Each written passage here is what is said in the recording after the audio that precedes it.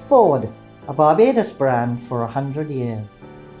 In October 1922, under the name Charles McInerney and Company, the Ford dealership, originally founded as a partnership between Charles McInerney, who was the then Ford dealer principal for Trinidad and Tobago, and his very good friend Charles Mackenzie, a Barbadian businessman who managed the Singer sewing machine agency in the island at the time. They started selling the Ford Model T cars to the Barbadian people. The capital of the partnership was valued at $19,654 Barbados dollars, and the two partners got on like a house on fire, and in the first year sold 5 Model T cars. The first location of the Ford dealership was on Chapel Street in the island's capital, Bridgetown. The company remained there until 1968, when it sold part of its Chapel Street location and purchased an acre and a half in the then out-of-town location of Wildy in St. Michael. Henry Ford was 39 years old when he founded the Ford Motor Company, which would go on to become one of the world's largest and most profitable companies.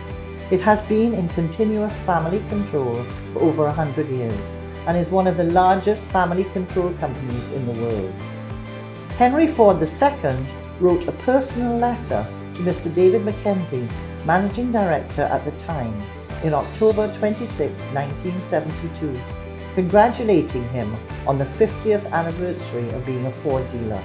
And this can be seen in the Mini Ford Museum, currently open for display at ANSA Motors in Wildy, where you can also have your photo taken in the old Model A vehicle, also on display.